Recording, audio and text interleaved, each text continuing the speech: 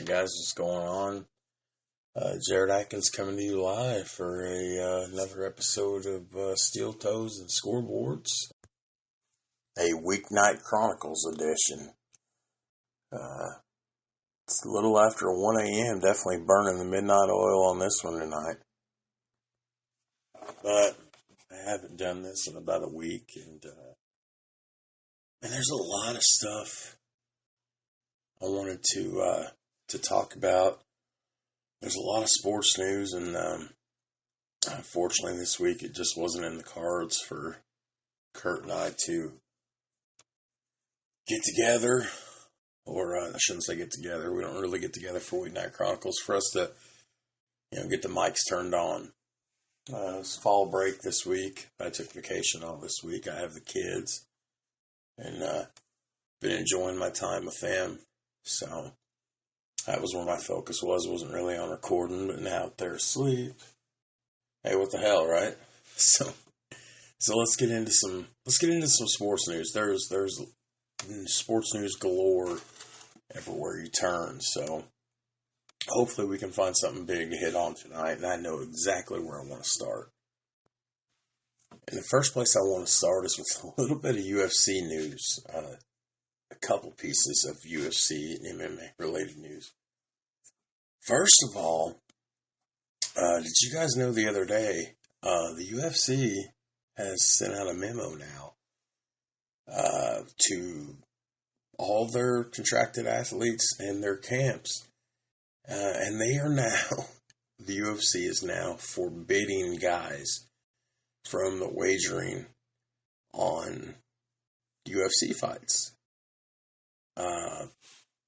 Which I thought was already a thing, but apparently it's not. And as you know, sports betting and gambling in sports is something that has really took off. Not that it wasn't already a thing, but it's something that has really exploded in the last 5 to 10 years. And the UFC put out a statement that they're now going to, it's going to be made aware and be involved in their contracts that contract athletes are prohibited from betting or gambling on any bouts, including those bouts that they are featured in. Which I guess, it's a good thing, I guess, so you can have fair fights, and I think UFC's wanting to jump ahead on this because they're wanting to, in my mind, uphold the integrity of the sport and make sure that everything's up and up. But it's funny because you've got guys like Justin James, who competed in UFC events, in the last year or two. They've openly talked about betting on themselves over the last couple of years, and a lot of fighters have shared stuff on their social media outlets. They've shared accounts featuring them gambling on fights, some of them which including themselves. So, it's a good thing, I guess, because you want to keep the sport's integrity. You don't want to, you don't want, drama and controversy and people going, well, that fight was rigged, as fake as shit. That guy bet $3 million on himself to, and you see where I'm going with this. But it came out this week. The UFC was setting a precedent, and this is all coming down to, the equivalent of inside trading, almost, but it's like insider betting. The CBO, the Chief Business Officer for the UFC, Hunter Campbell, had put out a memo, and ESPN obtained a copy of the letter, and Campbell had talked with ESPN directly. He said, as the sport has grown over time, the overwhelming majority of states that regulate sports gambling have some prohibitions on inside betting activity. This isn't something the UFC advanced independently. This was something the UFC set forth in response from governmental agencies, aware that we are also subject to governmental regulations, as we're licensed promoters in virtually every state in the country. It's the natural evolution of the sport. UFC contracted athletes are not exempt from these prohibitions, which state legislators and regulators have implemented for the purpose of maintaining the integrity of our sport. So, I guess if you don't abide by it, there could be bans coming from the UFC and all of combat sports. So, I personally am fine with this. I think it's a good thing. I don't think you should be able to bet on mentally you can bet on yourself. Financially, I don't think you should be able to. But, I don't know, maybe some people see things different than I do. This other piece of UFC news is UFC related, MMA related, kind of. Let me ask you guys a question. How many of you guys have just laid there on Facebook, Twitter, and if you Instagram? I don't Instagram. I fucking think Instagram is the stupidest thing in the world. You have fucking Facebook. You have Twitter. You have Snapchat, which I don't care if anybody says Snapchat's just used so your significant other don't catch pictures of the titties you're getting from other women. That's whatever. I use Snapchat on occasion. It's all for them dirty pictures, but when it comes to social media, it's Twitter and it's Facebook. Fuck Instagram, but I'm getting off topic. How many times have you scrolled in the middle of the night and you've come across videos of big burly dudes and little fellows just sitting there slapping the shit out of each other for no reason? And there's like a guy, and you figure out over the course of like 10 seconds of video that this guy's like a referee. Okay. You've seen that, right? Dana White. If I could see you guys now, I would be like, show of hands. How many people here love Dana White? Because I do. Dana's fucking the shit, man. Dana White, the president of the UFC, has a new form of contact sports. Combat sports, I should say. Dana White's PSL, the Power Slap League, is now a thing. And this is going to be regulated by the most famous athletic commission in the world, to me, the Nevada State Athletic Commission, because it's where UFC is based in Vegas. So they took this to a vote the other day at a commission's monthly meeting in Las Vegas. And then Hunter Campbell, there's that news again, he gave a presentation of this new league to commissioners. It's the Power Slap League. It's basically, they have looked at this and they've tested it over the last year or two. They've worked up a structure that's based sort of to MMA, a rule set.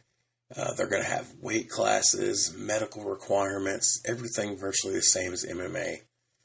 Campbell would say that after testing it, it became clear to us there's a massive potential market here as a sport, not unlike the very early years of the UFC. It made all the sense in the world to go to a regulation before the sport's commencing for all the obvious reasons, especially the number one being the health and safety of our competitors. Slap fighting has been around for several years, though it's never been regulated nor heavily featured. It features two competitors across one on each other, throwing slaps with open hands to each other's faces. Now, Campbell would go on and talk about that it wants to eliminate some of the more archaic aspects of the sport that exist on the lower levels, like two opponents with vastly different weights and matches that lasted many rounds. So they're in the process with the rules here that will address fouls, permit which areas of the body are permitted to be slapped and not slapped, safety requirements, specifically earplugs and mouth guards, and he's talked about there will be like a 10-point scoring system used like in boxing and MMA by the commission judges. So right now, there's no definite plans for the first event, but the hope is that by the end of this year, 2022, and we're here we are, October 20th, it will be distributed by a major broadcast partner by the end of the year. So I think this is, to borrow a Vince McMahon term, and I get a pro wrestling reference in every show, I think this is such good shit. So I'm personally looking forward to this. I don't know why. I cracked up when I seen this tonight. I'm like, this is going to be the fucking greatest shit ever. Such good shit, pal. But, so, keep your eyes peeled for Dana White's Power Slap League.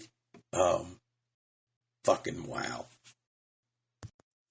One thing on this show that I love to do, and it's not just this show, but it's every walk in life, I literally look for any chance I can to give a middle finger fuck you to white supremacy and Hitler's Nazi Germany at fucking any chance I get. And oh my God, do I got a middle finger fuck you to Hitler and Nazi Germany straight out of the 1936 Olympics that's making news today.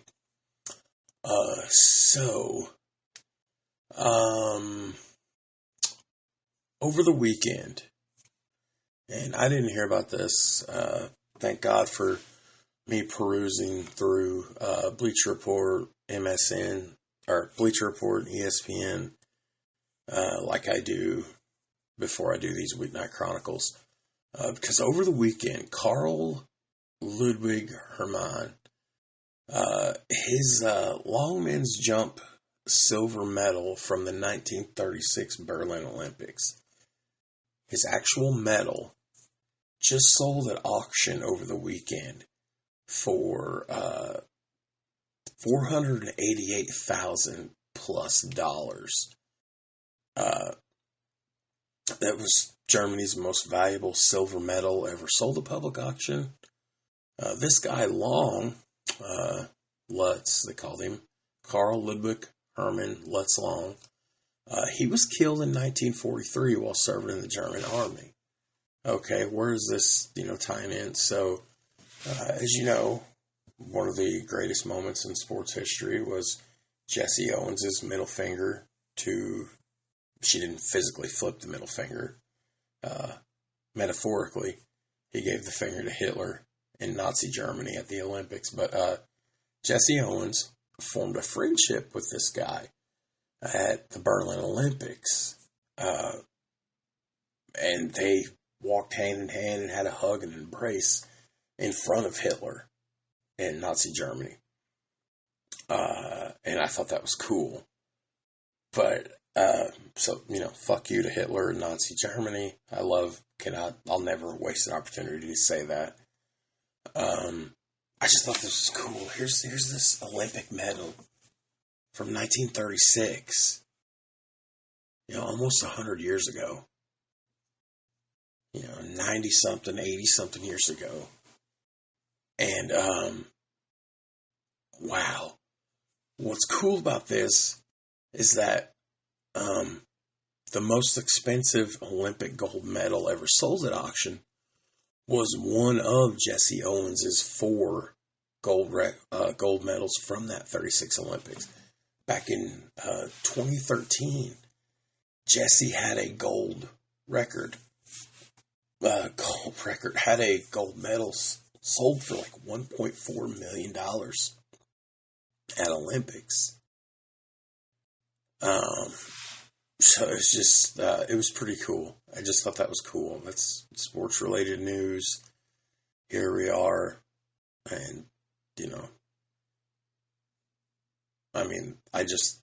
it wasn't really like a fuck you to Nazi Germany, but it was because here's their, German pride. And he finishes second to Jesse. And then they embrace in front of Hitler. And it's awesome shit. So just cool. I love sports memorabilia. So anything sports memorabilia related that gets sold is always going to be featured in the news here on the show. So $488,000 for a 1936 silver medal. Wow. So let's talk about the Tennessee Titans here a minute. Did you guys hear about this? So word came down yesterday. No, not yesterday. Yesterday is Wednesday already. Word came out Monday or Tuesday afternoon that I guess the Titans have an agreement in place with the city of Nashville to build a new stadium. And I think it's stupid. So they're playing at Nissan Stadium, which is a fine stadium. I've never personally been in Nissan Stadium. Drive past it a bunch. I don't think there's anything wrong with it, but I guess they're in talks with the city now, and they've agreed to a 1.7 million square foot stadium, which would have a dome. So makes it possible to host a Super Bowl and year-round events, but it could cost up to $2.1 billion and must be approved by the Metro Council there in Nashville. Now, reportedly, controlling owner Amy Adams Strunk, whose father Bud Adams was the one who'd brought the team to Nashville probably, 30 years ago. The Titans have reportedly agreed to put up $800 million to help fund the project. Now, the stadium will also be funded by another $500 million investment by the state of Tennessee. And according to Nashville Mayor John Cooper, he said the new stadium proposal protects Metro taxpayers by not spending a single dollar that could be spent elsewhere on our core priorities like education and public safety. Now, the funding for the new stadium would come from 4 separate revenue sources. Of course, the Titans and the NFL and the personal seat license sales combined represent the largest source of funding for the new stadium. But general obligation bonds are not part of the proposal, and $0 are required from Metro's operating budget. Additionally, the team agrees to waive $32 million of outstanding bills owed by the city for construction and maintenance performed on the stadium over the past 4 years. And as part of the overall project budget, the team also agrees to pay off the remaining $30 million in bonds owed on Nissan Stadium. This would represent $62 million in additional unfunded liabilities relieved as part of the agreement. Now, the Titans have agreed to maintain and backstop upkeep over the life of the lease, and Metro will own the stadium when the lease expires, creating a multi-billion-dollar asset for the city of Nashville, Tennessee. Now, the deal is a result of Nissan Stadium needing renovation after 23 years of wear and tear, according to them. A provision in the current lease requires the stadium's condition to be kept on par with other sports venues built around the same time. So the project was going to cost approximately $1.8 billion over the next 17 years. Nashville Mayor John Cooper called it financially irresponsible to renovate Nissan Stadium instead of building a new facility, which supporters say would attract even more tourists than before and keep them year-round. Of course, the new stadium would represent the largest building project in the city of Nashville's history. I think this is absolutely fucking ignorant. That's just where I'm with that on it. Not a Titans fan, football fan. Titans play in my division. Did love Eddie George. God, did I love me some Eddie George when I was a kid. Him and Steve McNair throwing the rock to each, Eddie just, cutting and slashing out the backfield. Steve McNair slinging the rock. But this is stupid. Financially irresponsible to continue with the renovation of a stadium that was built from 1996, 1997, 1998, whatever the fuck it is, 1999. This is dumb. And any Titans fan out there, holler at your boy. This is dumb. What this is this is the city wanting a Super Bowl, and people don't want to play the Super Bowl in a cold environment, so they're going to put a little dome over the stadium so they can host a Super Bowl and attract more tourism and do. Is a boo-boo-doo-doo? Ace Ventura. Is a boo-boo-doo-doo. Is a boo-boo-doo-doo day. Fucking stupid. The city of Calgary, the Flames have the same issue going on right now in Calgary, Alberta, Canada, because they've been playing at the Saddle Dome, which, correct me if I'm wrong, Tyson, this is you, holler at your boy, correct me if I'm wrong, but the Calgary Flames are probably playing in the oldest arena for hockey besides Madison Square Garden for the Rangers. They need a venue. The Saddle Dome is probably literally on its last leg. They're in talks with funding an arena or something to be put on the northeast side of town, maybe. I don't know. That's a cause I'll get behind. A dome stadium so you can attract tourism 24/7, have big sellout concerts, CMA Fest, more bodies in there. Fuck this. This is stupid. Y'all are some basic ass bitches. $2.1 billion. You're just jealous. Here it is. You want that Kroenke money. You want that Walmart money. That Stan Kroenke money that went to build the fucking SoFi Stadium. This is dumb. And that's just my opinion. This is dumb. But, so that's probably going to happen. I don't know. I don't know why I got so irritated when I read that the other day. I don't know. That's just me. That's my opinion. Solely my opinion. Kurt's not here. I'm definitely going to ask Kurt about this. Just to see what he says. So let's take a minute here and bounce around and talk a little bit about that Saudi blood money, baby. I've been saying it all summer, into the fall now. Let's talk a little bit of that Saudi blood money. Of course, that being LIV Golf, Saudi Arabia's public investment fund, is financing the LIV Golf circuit, which is being fronted by Greg Norman, who, of course, is won a couple of majors. Phil Mickelson, who has been one of the biggest proponents, supporters, and competitor for LIV Golf. Phil did a little chirping last week, and his comments have been talked about this week. About a week ago, Phil said that he came out and basically said that he was happy to be on the winning side of this rift between LIV Golf and the PGA Tour. Quote, "You have to pick what side you think is going to be successful, and I firmly believe that I'm on the winning side of how things are going to evolve and shape in the coming years for professional golf. We play against a lot of the best players in the world on LIV, and there are a lot of the best players in the world on the PGA Tour. And until both sides sit down and have a conversation and work something out, both sides are going to continue to change and evolve.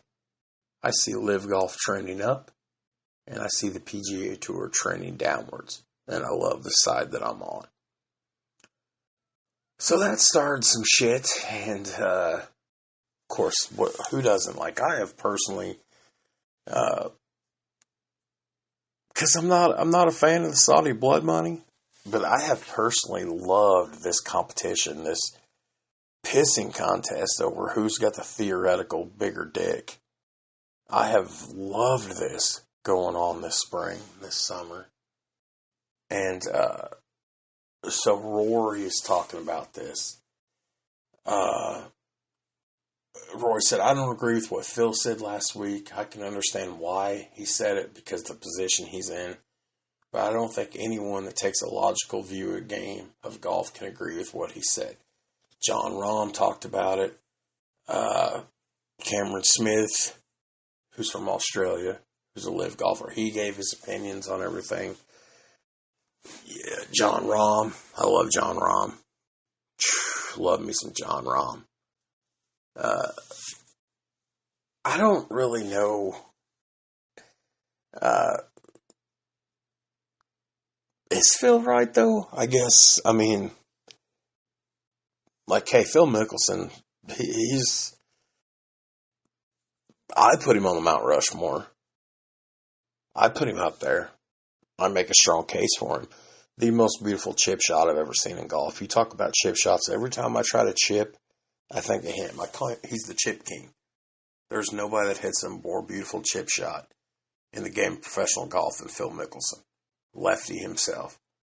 And he's got some stroke. This guy's won how many majors? You know, you win a few majors, you can chirp a little bit. I don't know where this thing's going to end. There's the lawsuit that's going on between the two, and court back and forth, and this and this and this. And, you know, as far as, you know, what Phil was talking about last week about getting the two sides to sit down, work something out, it ain't ever going to happen, bud. It ain't going to happen anytime the rest of 2022, the 2.5 months we got left. It ain't going to happen in 2023. I don't see. You got some bad blood, Buin, and you, for the first time in history, or at least that I can think of, you've got a legitimate threat to the monopoly that the PGA's had on the sport of golf. And they're not reacting to this very well. And here you go, you've got LIV Golf coming in, you've got this Saudi blood money that's backing the whole fucking thing, you got guys defecting from the PGA Tour, then you got the guys that are defecting from the PGA Tour, but then to have the gall to tell the PGA, well, we're going to still play in the majors, and then they're like, oh, fuck if you are. It's great shit. It's making for compelling news. But for Phil to say what he says, and then for Royal McIlroy and John Rahm and some of these other guys to come out and totally trip over what Phil is saying, I don't know.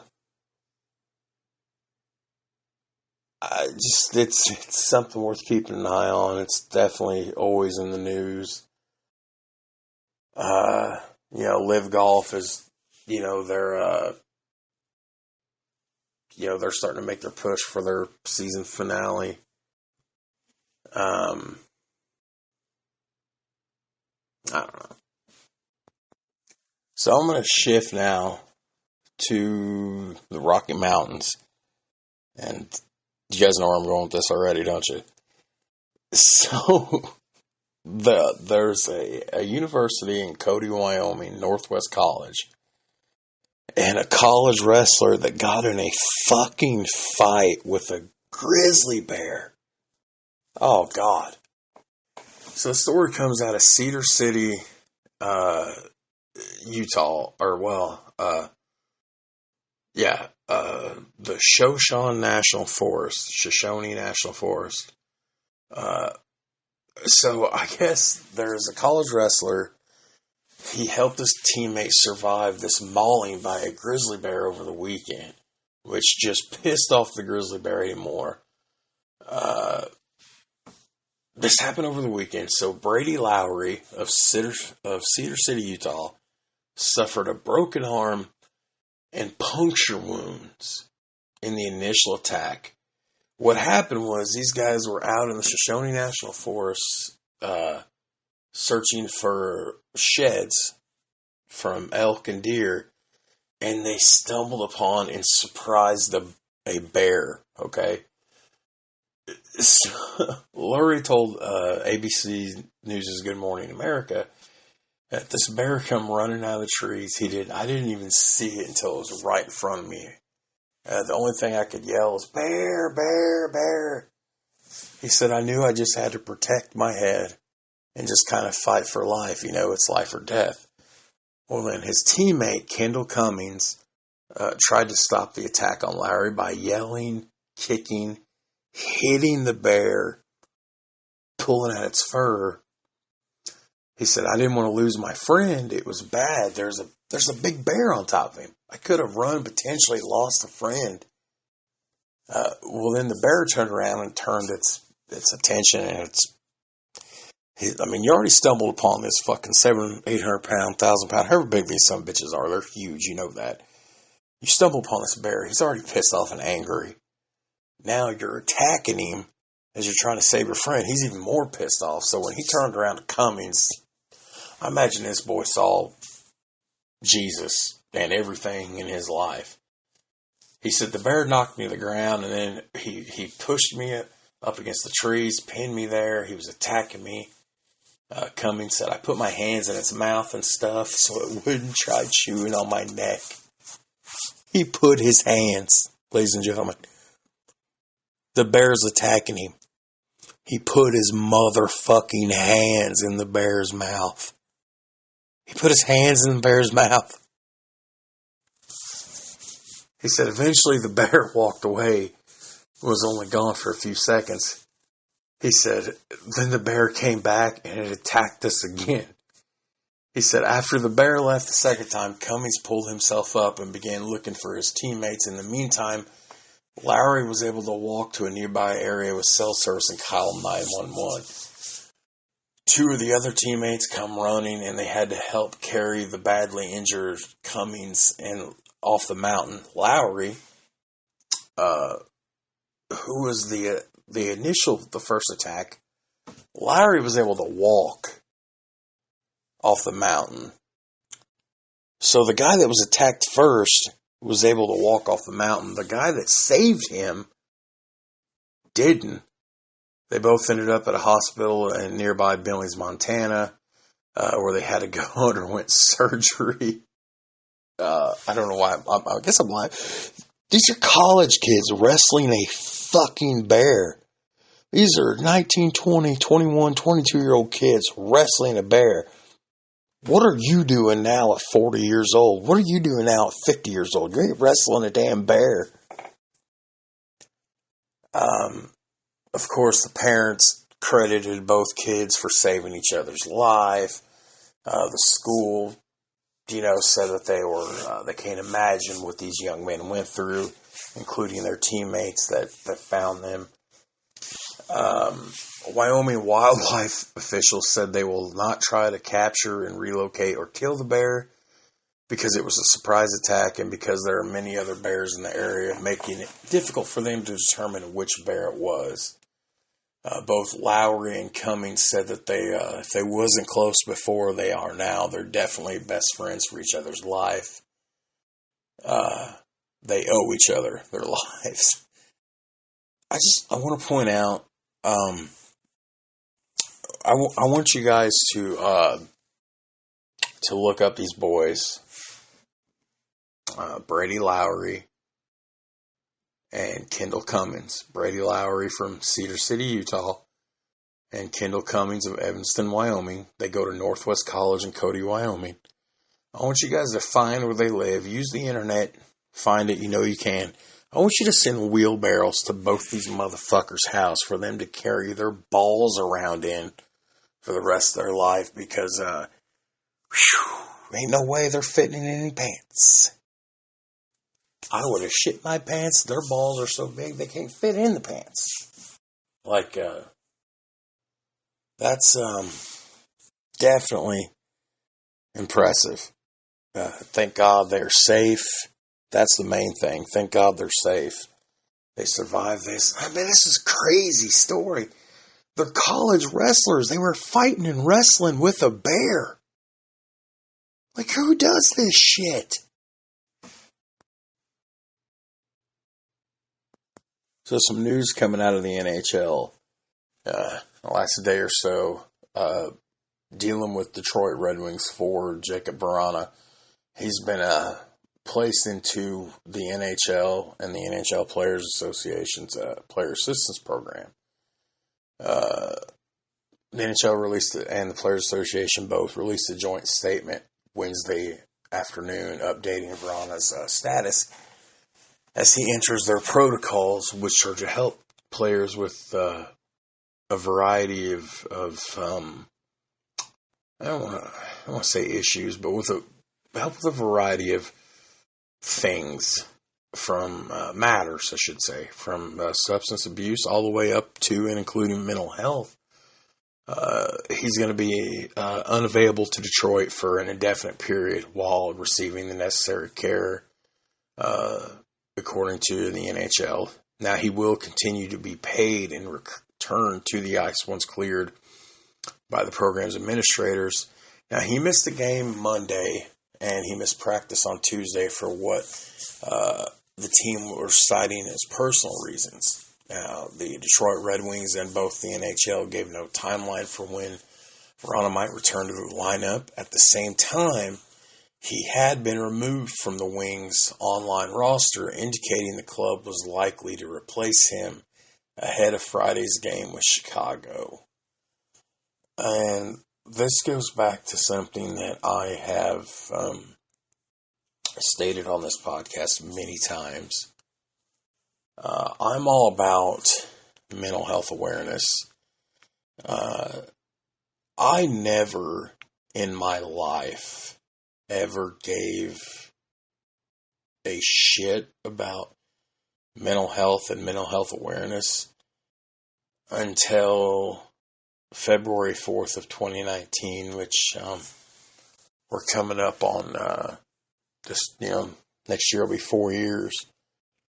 Or 5 years. Next year will be 4 years, excuse me. Next year will be 4 years. That was the day I attempted suicide. And, mental health was, honestly a joke to me. I believe it was a cop-out for people who were completely too weak to handle shit on their own, and I am never been so happy to say that I was completely wrong and an asshole and an uneducated idiot. I take mental health very seriously now. And kudos to the NHL and any sports league out there for what they're doing to help these guys. Even if this falls more towards substance abuse, whatever's going on with Vrana, it's still mental health related. And that's something that can't be taken lightly. The pressure that these people are under, these famous athletes that we see all the time.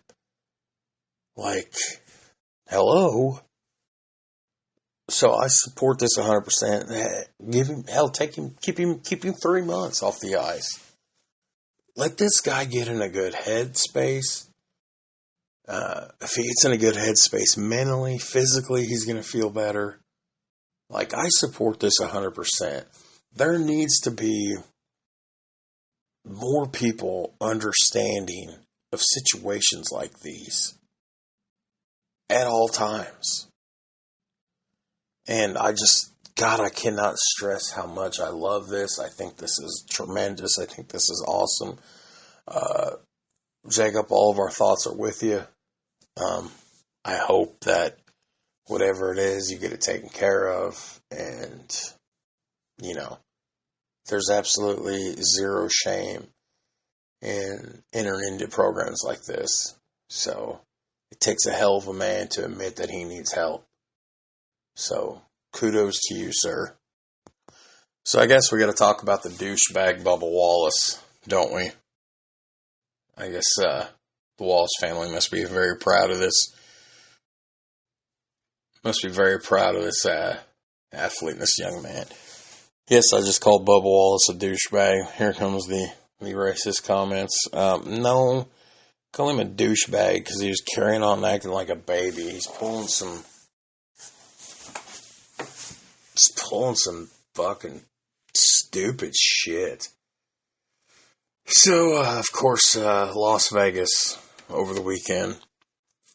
By the way, before we get into that, I thought it was so cool that Mark Martin was there to drive the pace car, and the pace car was Martin's 1998 Taurus, 1999 Taurus, whatever year it was that they won the inaugural race, 98, 99. Man, I tell you what, 98, 99, to be 11, 12 years old again, damn, racing was good then. Whew. 1998 NASCAR was Martin and Gordon, back and forth all year long. Gordon won 5 races in a row at one point through the midway point of the season, including right around the August night race at Bristol that year. Gordon won the championship, his second in a row, because he'd won it in 97. Martin finished second in points. Hendrick Motorsports and Roush Racing, them two were neck and neck all season long. Good God. That would have been NASCAR's 50th anniversary. Earnhardt had won the Daytona 500 earlier that year in 98. Anyways, I guess I'm going to have to do it at some point. So, Bubba Wallace, Las Vegas. He deliberately spun out the defending Cup champion, Kyle Larson. After he spun him out and the two were wrecked, then Wallace attacked Larson, shoving him a couple times.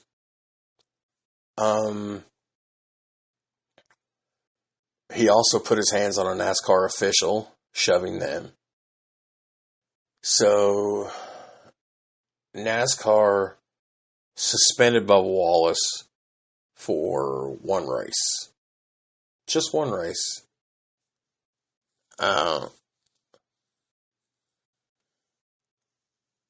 Personally, I would have liked to have seen his ass set for multiple races. Of course, we're towards the end of the season now. Good God, how many races do we have left? Just a few. I would have carried his suspension into next year. He acted like a complete and utter child, a drama queen, a douchebag. How many times have we heard something in the news about this guy? Like, he is... Oh, God, he is just... This has got nothing to do with race. My God, I was just ranting earlier about a colored man's political fuck you to Adolf Hitler and Nazi Germany during the Olympics. This has nothing to do with race. This is the dude, like, this is how I feel about Bubba right now. It's how I used to feel about LeBron. And we all know I've come around on LeBron. Like, as one of my best friends told me not that long ago, you dry hump LeBron James any chance you get. Man, I mean, Bubba is just a drain. There's always something in the news about him. It's always people out to get me. It's always, people are making fun of me. People are bullying me. People are picking on me. People are wrecking me. People are this or this or this or this. And then he spins him. He clipped him. And it was passenger rear. It wasn't driver rear. It was passenger rear. Clipped him. Go back and look at the tape. So, anyways, it was intentional as shit. So, I guess some of the things that's come out in the last day or so is people are saying that his suspension for one race wasn't enough and that it didn't cover all of his actions. Well, according to NASCAR, the suspension covers most of his actions, if not all of them. Now, Bubba drives for 2311 Racing, 23XI, which is Michael Jordan and Denny Hamlin's team. They put out a statement saying that the 2311 is aligned with NASCAR on the one race suspension issued to Bubba, and we understand the need for the series to take a clear stand on the incidents that took place in Las Vegas. Bubba's actions are not in keeping with the values of our teams and partners. We have spoken to Bubba and expressed our disapproval of how he handled the situation. Bubba has made impressive strides this season, and this experience is an opportunity for him to further learn and grow as a competitor in NASCAR. Now see, Kyle Larson, who had been eliminated from the playoffs at the previous race, he attempted a 3-wide pass. Kevin Harvick in the middle. Larson slid up the track towards Wallace, who did not, if you go and watch the clip, he didn't give him any room. Larson then shoved Wallace's Toyota into the wall. Wallace had led 29 laps in a car he believed was capable of winning, and he had reacted by following Kyle Larson's car down on the apron. where he hooked him in the rear corner. It sent Larson spinning into the path of Christian Bell. Wallace, meanwhile, when this happened, then he climbs out of his car, marched on the track towards Larson. Now, if you watch the tape, Bubba's shouting, screaming, and carrying on before he ever got to Brian Larson. And he immediately shoved him. Now, if you watch the tape, Kyle Larson's trying to get away. And Bubba just keeps coming at him. NASCAR safety crews got in the middle. Wallace shoved them. Now, on Monday night, Bubba came out in a social media post saying that he titled it Reflection. He apologized to NASCAR, its fans, but to Joe Gibbs Racing and Toyota and Bell, and for putting them in a situation they didn't deserve to be in. But he did not address Kyle Larson. He claims his steering broke when he hit the wall. I compete with immense passion, and with passion at times comes frustration. Upon reflecting, I should have represented our partners and our core team values better than I did by letting my frustrations follow me outside the car. You live and learn, and I intend to learn from this.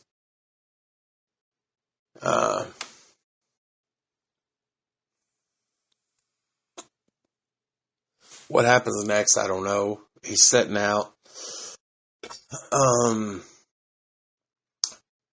Joe Nemechek's boy, I believe it's Joe Nemechek's son, John, I believe that's Joe's son. He's gonna ride for Jordan and Hamlin this weekend.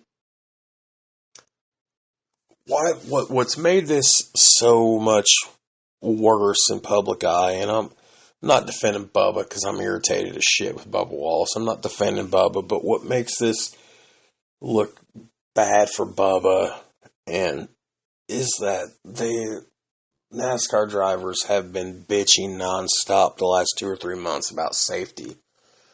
And NASCAR's been preaching about safety. So now you've got a guy that intentionally clips a guy in the rear to spin him out because he's pissed. And then he's going over shoving the guy to where fisticuffs could happen at any moment. And hey, it's racing. We all love fights and racing.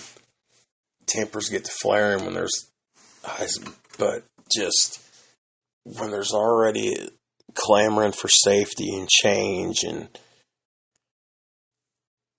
I don't know, it doesn't look good. I think Bubba's he's got a good team with him. You know, Denny Hamlin's a 2 or 3 time Cup champion. Plus you got Michael Jordan money backing you too. So you definitely have all the tools, the best of equipment. If you can just drive the fucking car and keep your nose clean, you know, you could be a perennial top 5, top 10 guy in points every year. But I knew I had to address it at some point. I don't know. And I don't hate Bubba, guys. This isn't a racist thing. This is just me saying, like, fuck, I hate talking about Bubba. Like, I hate talking about Tom Brady.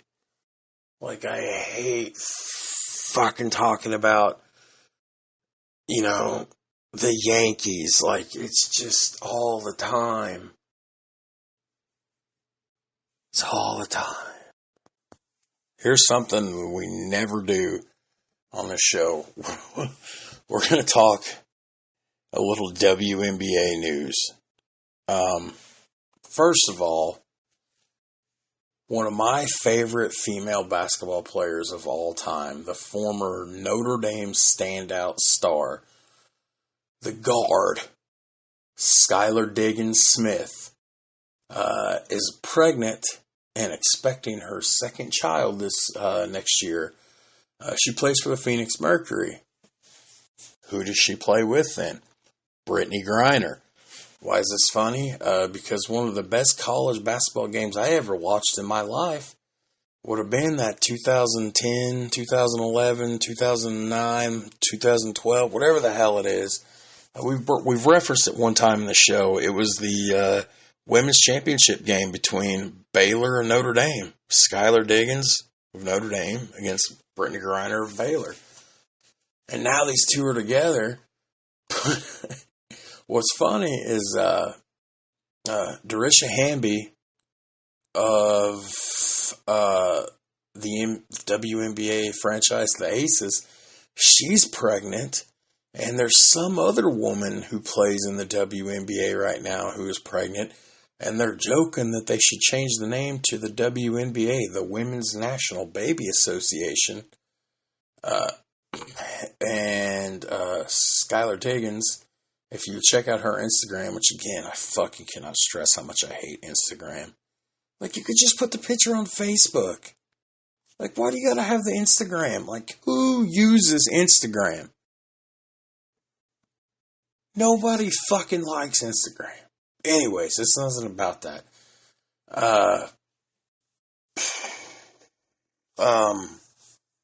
But anyway, she posted the picture. She does look beautiful. She's very, you can see she's showing, how cool is that though? Like, you know,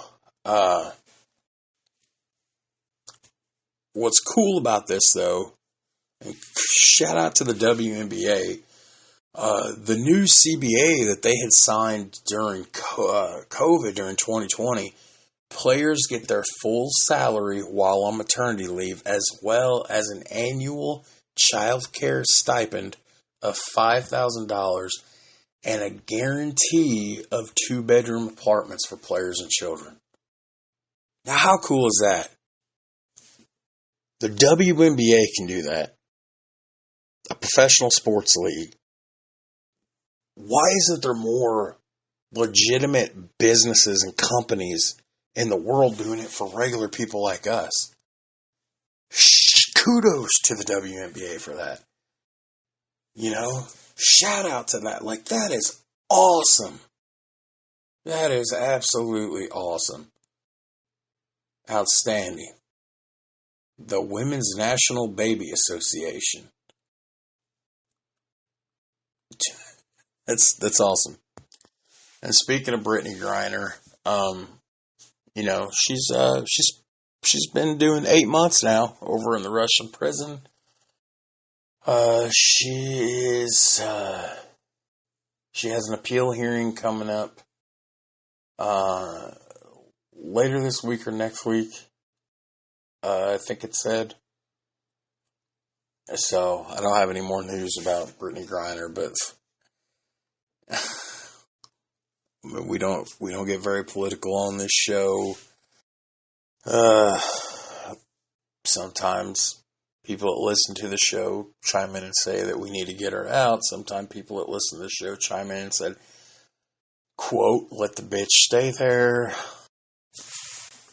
I ain't getting political on it. Kurt gave his opinions back when we did our current events episode back in August. Right now she's going on month 8 of this. So, it's pot. And that's the one thing where Kurt got hedged up about it too, because we both share the same viewpoints and I'm not a stoner. It's pot. It's marijuana. Like, I mean, child rapists get out of jail quicker than what somebody got hammed up for because of a fucking marijuana pen. Like, what are you doing as a society? And regardless of where you stand on your political affiliations, whether you're left or right, Democrat or Republican, she's in jail overseas for, it all boils down to pot. It's pot. It's marijuana. Do you, like, and I've not smoked it. Like, the benefits to this far outweigh anything in the world. You realize if you made this shit completely legal on a federal level in this country, the amount of debt that this country has would be wiped out in a 2-year period. Because this is a booming billion, trillion dollar a year business. Like, I don't know, I ain't gonna get into it, but she's got an appeal coming up. So, one thing that has always pissed me off is people that are wrongly jailed. And nice segue from Britney Grinder, by the way.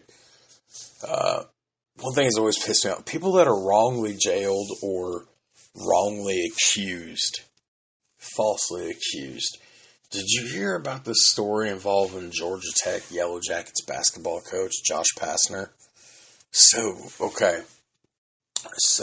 there's a federal grand jury in Atlanta, Georgia, that has indicted an Arizona couple for conspiring to extort money from him by claiming sexual assault.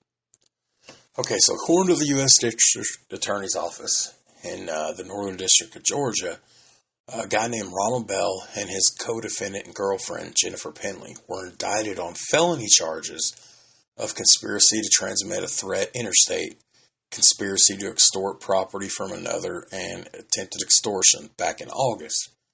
So the defendants are alleged to have falsely accused Coach Pastner of sexual assault, right? They then demanded a large payment in exchange for the retraction of the claim. Now, the FBI got involved in this, and other federal law enforcement agencies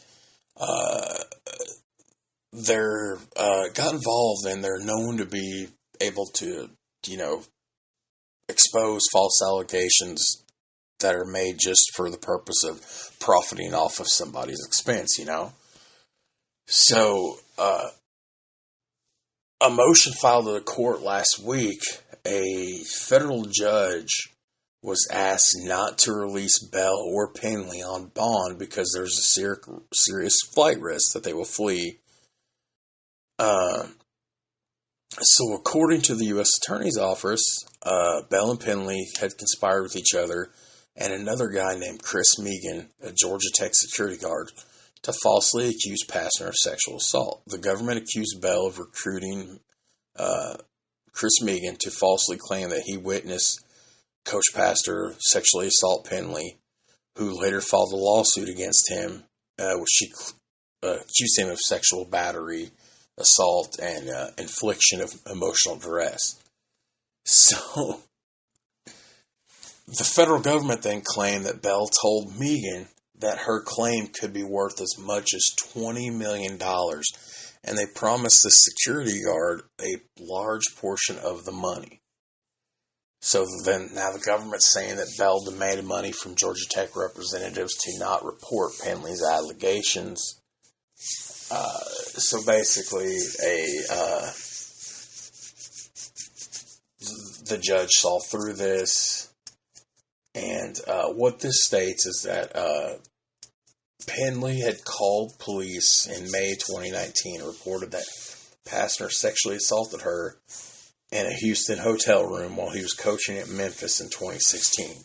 Penley's call to police came ahead of a civil lawsuit related to the accusation. So then I guess they find out in 2018, a court filing, Pastner's attorneys found that this, and there was included a jailhouse conversation involving Bell, and who had already been arrested on another charge, which, by the way, I should throw that in there. This is how credible these people are, that this whole thing could have been fabricated. January 2018, Pastner filed a civil suit against them in Superior Court in Arizona, alleging they were trying to extort money out of him and blackmail him. Then these two dodo birds filed a countersuit alleging Pastner had sexually assaulted her in a hotel room and continued to harass her. Pastner was cleared of all things in June of 2018. Both sides agreed to drop their lawsuits in August of 2019. So, anyways, it's just, stupid. But now this couple is now being charged for not only what they did to Pastor, but now they're indicted for trying to take money completely from Georgia Tech. So now you've got it. You're at odds with a fucking, Division I collegiate school. I mean, like a university. So, you done screwed the pooch there. Your goose is done cooked. And so, yeah, like fuck these guys. And good for Coach Pastor. Seriously. So one of the last few things I want to talk about here tonight is Tennessee beating Alabama. So, shout out to one of my best friends who sometimes checks out the podcast. He's in my circle of 6. The Wolfpack, James. He, big Tennessee fan. And I personally don't really like a lot of SEC sports. I have always enjoyed, though, watching Auburn play, War Damn Eagle. If I root for the SEC teams, it's always LSU, Tennessee, or Auburn. I've always loved Tennessee. Like, if I had to pick an SEC team, it's always Tennessee. I do enjoy War Damn Eagle, Auburn, and LSU, though. Death Valley, back in the good old Les Mile days. Whew. Anyways, so Tennessee beat Alabama 52-49 Saturday night in Neyland. And you'd have thought that'd be a win in the Super Bowl for that place, man. They stormed the field, and my favorite story is, of course, they carried away both goalposts. And then social media videos, the goalposts were dumped into the Tennessee River. Okay. Well, this is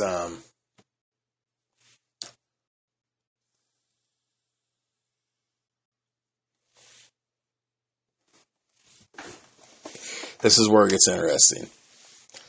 So Tennessee tweeted out the following day, the university, that it's raising money that will go toward the purchase of new goalposts, because they're like, hey, we have to have goalposts to play our new game. So, but they're trolling. They're trolling Alabama. There is 3 donations you can make. There's an option for a $16 donation, which, but for those of you not paying attention or keeping score at home, 16 years was how long it had been since Tennessee had beat Alabama. There's a donation for $52.49, which is a nod to the final score of the game. And then there's a donation of $1,019.15, which is a nod to the sold-out crowd of 101,915 at Neyland. So as of, which I haven't checked on it today. It might have already been passed, but I know as of press time on Monday afternoon, they had already met half the goal. It's just, I think it's funny. They're taking donations to,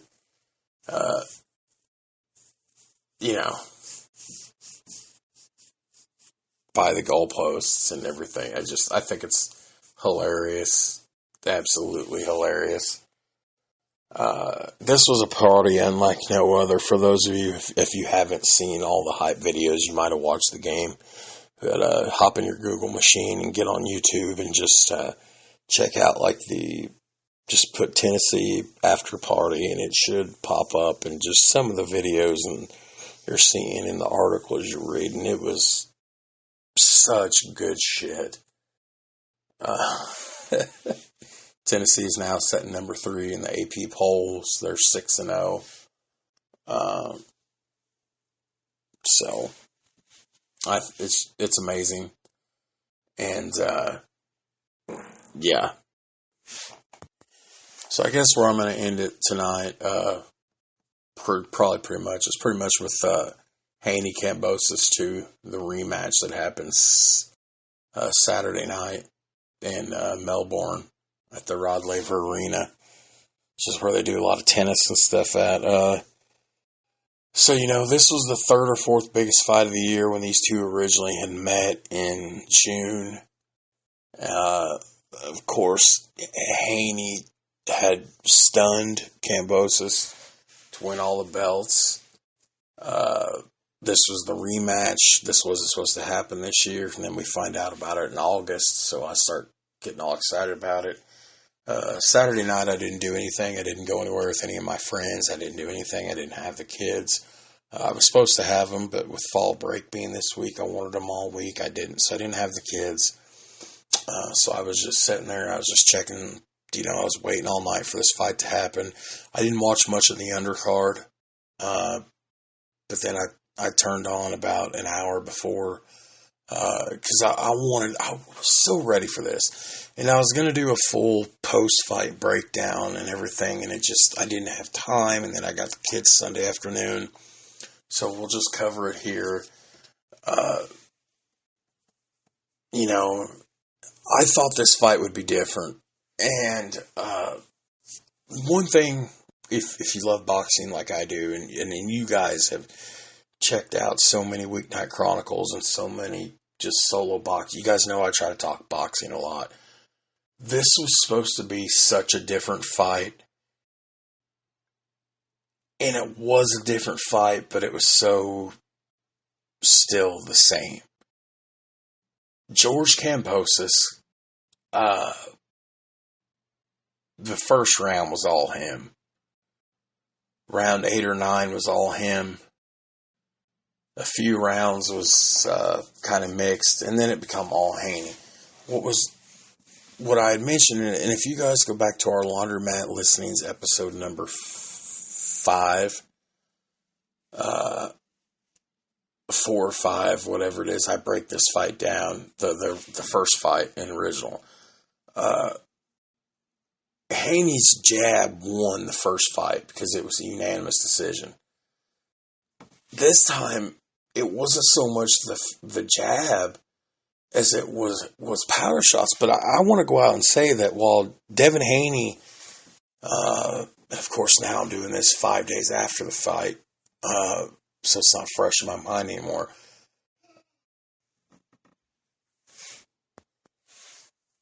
As so much as I just think George Kambosos beat himself here.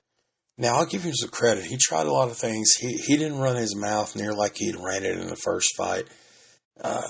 He is talking for weeks leading up to the first fight. You didn't hear a lot about him. He was in camp most of this time going for this rematch. He come out. He kept changing his stance around. He'd be traditional stance, then he switched to southpaw. Like, it kept Haney kind of guessing. But every time he would transition back, he was just bouncing around so much. And the clinch. Haney clinched so much in this fight. He clinched a lot in the first fight, too. Anytime George would try to build any rhythm, Haney would put the clinch on him.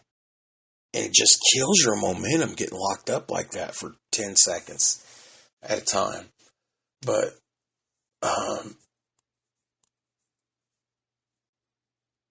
it's just George wasn't taking risks. Like, he's out there in front of his hometown twice. He had the home field advantage, and he had the crowd behind him. It's just, he couldn't get nothing going. The first round, he looked good.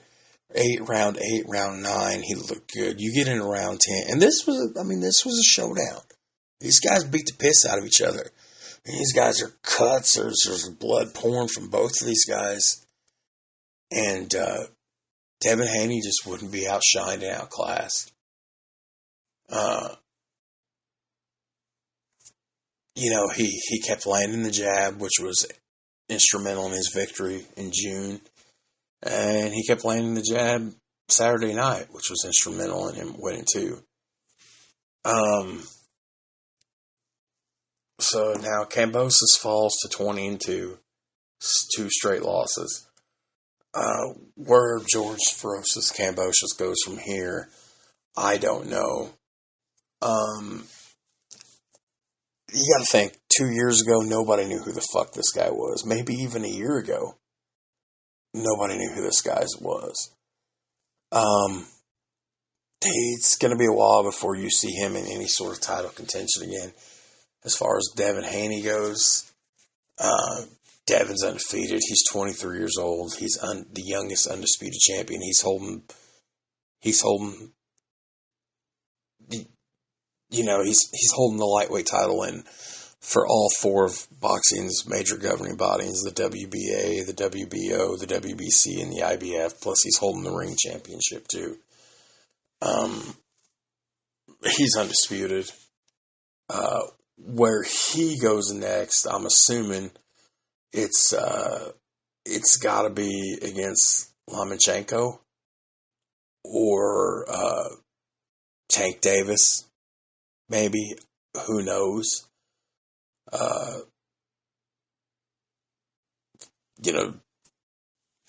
sorry, I should have done this. I should have done this after the fight, and it would have made it way much more special because this was a special rematch.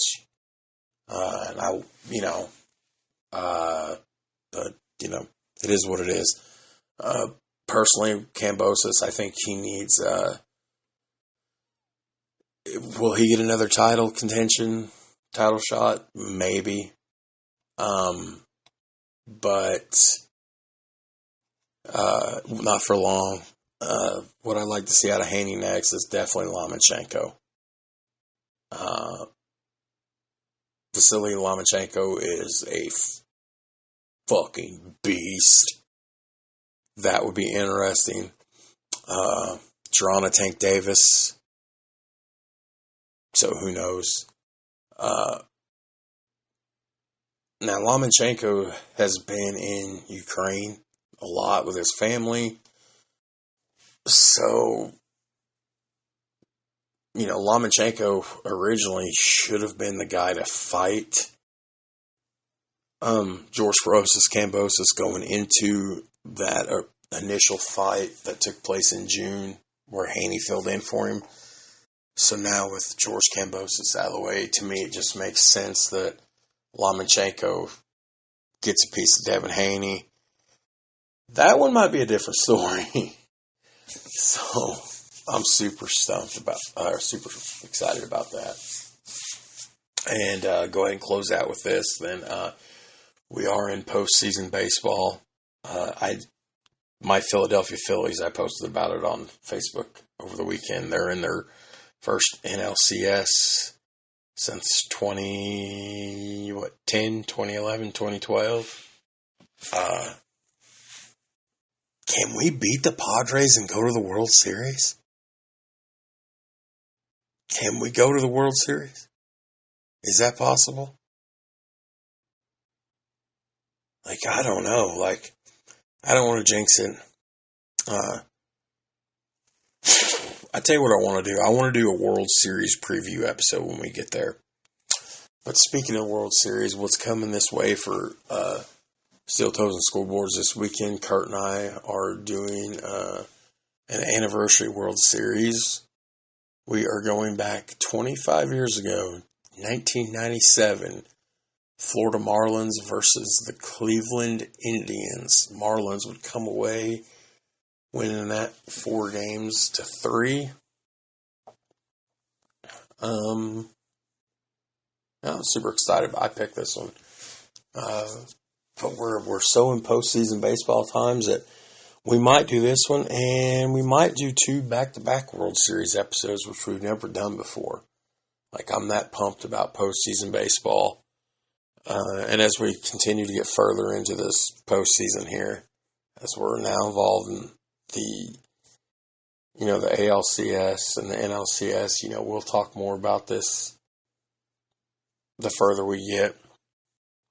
Of course, the NBA tipped off, so that's on board. Hockey's in the swing, and it's a great time to be a sports fan, everybody.